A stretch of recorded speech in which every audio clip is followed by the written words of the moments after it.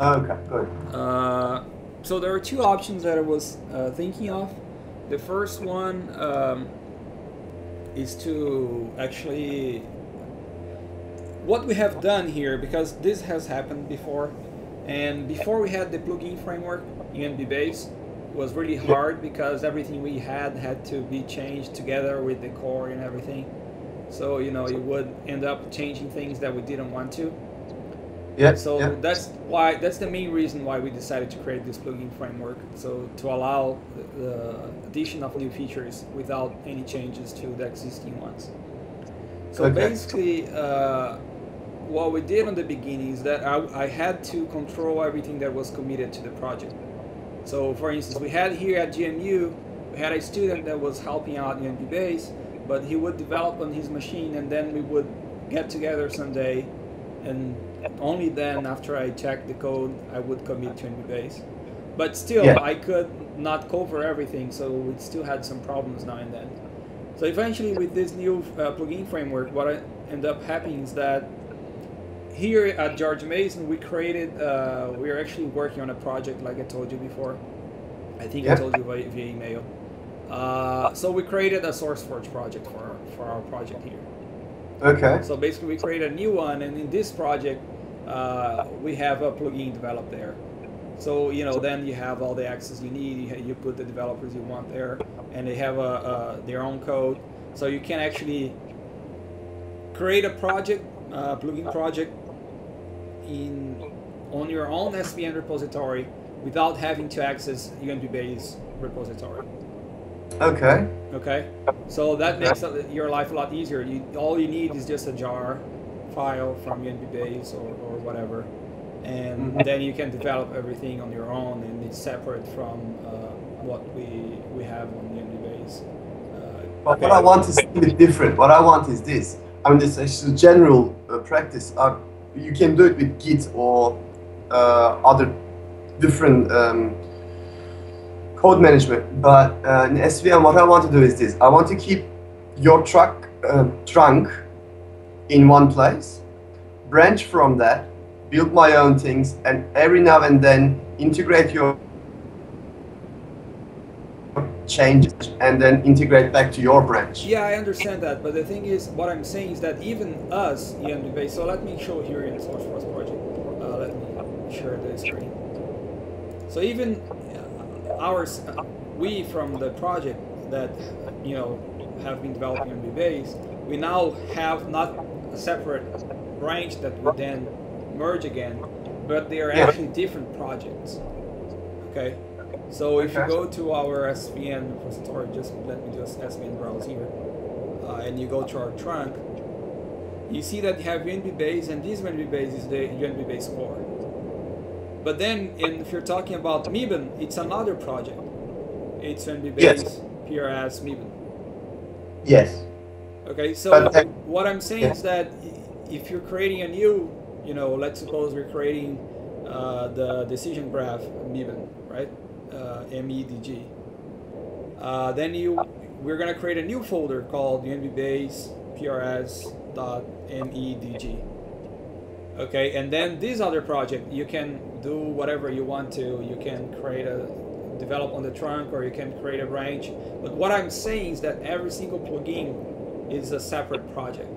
So even UnBBayes, where we just have one project on SourceForge, we still think as these folders as different projects. So we can have people working on this one. For instance, we have today a person working on this project, person working on this project. Well, actually, we have a few people working on this, and then some, two or three working on another one, and they work in separate ways without having to worry too much about the other code. And basically, they all need the UnBBayes core, but they just use a jar file that has a Yeah. specific version, and then they develop on top of that. Yeah. That's what I'm I saying. guess. So the other thing, so one thing is the let's say the owner of UnBBayes, let's put it that way, is a professor from University of Brasilia. Hmm. Okay, and he's like worried to let, you know, people get into the code, because the problem with SourceForge is that lets you either you have access to the SVN repository to commit, or you don't, but you cannot control as a folder thing. So I cannot give you permission to use just a specific folder. So the problem is that, you know, someone might in an accident delete something or do whatever.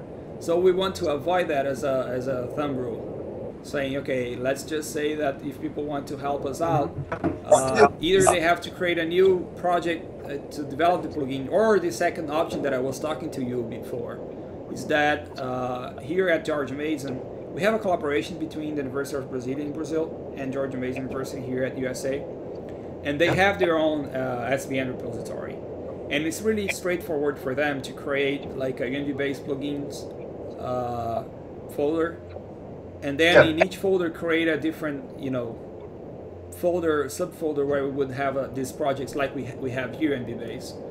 So the idea is actually also for people that are already working here on George Mason is to use this repository from George Mason to create the different plugins for UnBBayes.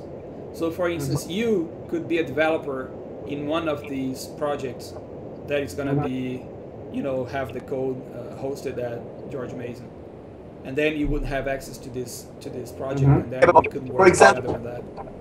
Okay, so let's take that scenario as an example. Like I want to work on MeBin plugin, right? So that's what I understand. If I want to contribute to the UnBBayes, right? I can create my own plugin folder and then work on that one. That's one way. Yeah. The other way, what I'm more interested in is I want to contribute, for example, MeBin. But there will be a couple of people doing MeBin development, right? So if I create another folder, then I won't be able to use their changes. Yeah. Well, if I download directly the MeBin folder or MeBin plugin code, then I still have the problem. I see where you're getting. You know, and things. On the other hand, what I want to do is I want to download. I want to have the MeBin folder on my computer. Create a branch, possibly on my. That's not possible in SVN, but create a branch on my computer without committing back to MeBin. That's possible in Git, unfortunately, but not in SVN. Well, but I see where you're getting. So let me explain you one thing for you. Okay. So, for instance, that's exactly what we're doing right now, because we do have MeBin, as you can see here. Yes. And today, this uses the PROW language. PROW is just a probabilistic ontology language to represent MeBin models. Okay. So this version here of UnBBayes MeBin, it's based on PROW 1, the first version of PROW. Okay. On my PhD, I developed the PROW 2, the second version of PROW, and we have a student back in UNB implementing PROW 2. So what he did was he actually created another plugin called where is it? Ontology or whatever, something like that. Here on the top. UnBBayes MeBin Ontology Protege.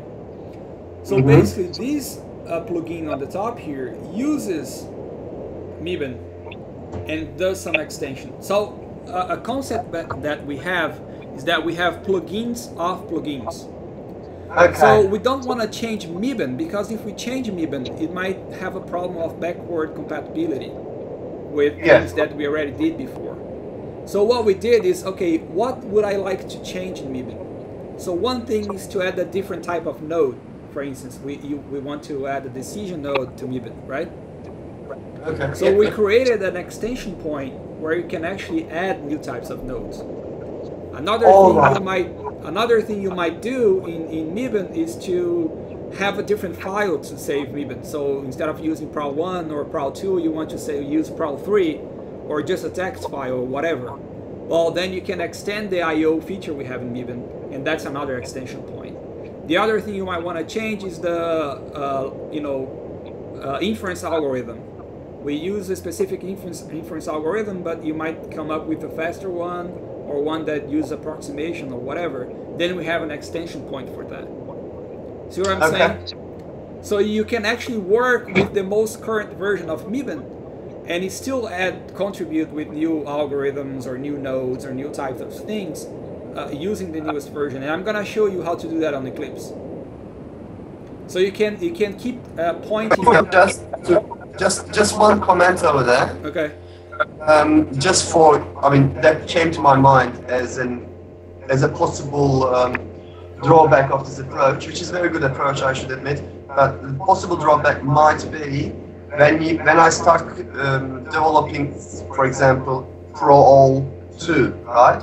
I cannot contribute it back to ProAll 1, so you will end up having lots of plugins, and might become a problem in the future. Not at the moment, but some. I agree with you. And actually, what happens is that not usually, but sometimes we see something that needs to be changed, or you find a bug or whatever that has to be changed on Mibin. Yeah. Right, back on the first version, Pro 1 or whatever. And that might happen eventually, and then we have to figure out, okay, so who has access to this and who can change it. Or maybe then you can change your computer, then we can figure out how to commit it. But that might happen, that's true. You might want to change something on the core, on the first version or whatever, and not necessarily create a new plugin to add the feature. Maybe you just want to, change whatever already exists in the first version of Pro. But I'm thinking that everything that actually is extendable, so everything that we think of that could be a new feature, even inside a plugin, we create an extension point to let people change it without having to change the existing code. So that's the idea. Okay. So anybody who wants to contribute needs to download UnBBayes. That's a must, right? Yeah, there's two ways actually. They can use a jar file, and that should be enough. Okay. And another way they can do it is to actually have a link inside Eclipse to the project itself. So you can check out UnBBayes, and instead of pointing to a jar file, you can point to the project, to the other project. And that's what I was going to show you when you have Mibin, and then implementation of Pro 2 pointing to Mibin. Okay. That's how that's a way to do it. Because then if somebody changes something or fixes some bug in Mibin, you can just update your project to use that new version. You don't have to recreate the jar file and so on. Okay, yeah. So which way do you recommend for the people who want to contribute to this project? I mean, from what I've been doing, because I've been working on other plugins besides the main, UnBBayes and Mibin, and it seems to be easier as a developer to download the project and keep it pointing to this, to this project you're using, especially if you're using, you're developing and you don't have a build yet, you don't have a version that was released yet.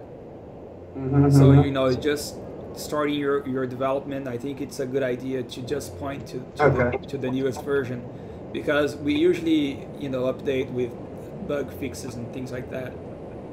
And usually when you're developing a new plugin, you eventually find bugs on whatever you depend on.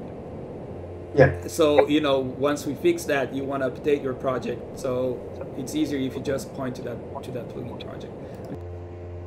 So what I do actually is, since UnBBayes and all the plugins are not relevant to me, what I do is download or check out only UnBBayes, and Mibin. Yeah, for you probably that's all you need. Yes, so I don't need the rest. Is there any dependency file that will tell me, for, let's say in a scenario, there's Mibin 2, for example, another plugin which works on Mibin plugin.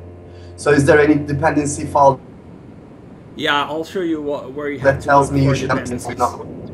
Yes, can you, is there anything that warns me in the Eclipse environment or? Well, it is gonna complain that it didn't find a specific thing. However, if you see on the README file, there are a lot more things you depend on now. So you need some PowerLoom library. This is for doing the reasoning, and it tells you how to install these jar files. You depend also on Protege because we use Protege API to save the MIBN model as a PRAL file, and PRAL file is pretty much an ontology. So we save as an AL file. So we do have some dependencies that Protege depends on. So we need these other libraries. So you see all the dependencies we have, they're defined here, and the jars are available on the README already on MIBN. On the it's gonna be here on Maven libraries. So PowerLoom, Protege, UnBBayes. So all you need is here. I mean, there is a lot more to be said on how to actually use this plugin framework. But that takes some. We do have a chapter written on that explains the basics. But mostly you're gonna learn by reading the plugin XML file inside this plugins folder. If you go to the core here in UnBBayes plugins and you go UnBBayes core plugin XML, you do have a lot of explanation of what it is, what kind of extension point you have, what you can do, how you do it, and examples and so on. So a lot of documentation is written on the file itself. Okay, so that once you read the chapter on plugin framework, on Java as a plugin framework, whatever, and then you read this file here, you should have a basic idea of what to do. And we do have some let's call it fake plugins, or just example stub plugins. And this is an example of one. We create a new type of probabilistic node, which is basically just a binary node. It has nothing special, but it's just to show you what exactly you would have to do in order to create an extension point. But I think the one that has most of the documentation is going to be on the core, where you actually have the extension point defined. So it's going to say, if you want to create a new IO, a new file format and use this new file format, you have to extend this extension point. And then it tells you what are the attributes you need to fill out and so on. If you have, if you want to just create a resource bundle to now have, instead of have just English and Portuguese, you want to do Chinese, then that's how you do it. And we actually have an example of OOBN in Japanese to show how you can create a plugin just for resource bundle, just so you have translations and transliteration and stuff like that. And then for plugin node, it explains what each parameter is. So the documentation, it's really here. And then you can, once you start, okay, let me see if I can create a simple plugin, then you can go to that stub one and check it out and see if you can get out to the, to do actually something with it. Did you do any work on licensing? Because the other day I was looking at the MIBN, like UnBBayes, I should say, not MIBN only, and it's GPL. Yeah. The thing is, I think I sent you an example, right? From it's open source, open source license. Open source project that has the GPL but also commercial license. So you, as the owner of the code, owner of the project, you can allow to have different license for different versions. Let's call it, of the same project. So you can have the same project, and you as the owner can choose to give it away as a GPL version or as a commercial license. See what I'm saying? I see. Not whoever uses, but whoever is the owner of the project. So that's what we're trying to do right now. We're trying to create this dual license kind of thing, where we have one that is for research and GPL and all that, and of course, if you want to use that for commercial purposes, then we sell it as a commercial license. So that's basically the idea. But as long as you don't depend on UnBBayes, as long as I can give you a version that is commercial, then you can do whatever and you can create your own license for whatever you create using UnBBayes commercial license. See what I'm saying? Mm-hmm, mm-hmm. Okay. So I think that should solve the problem.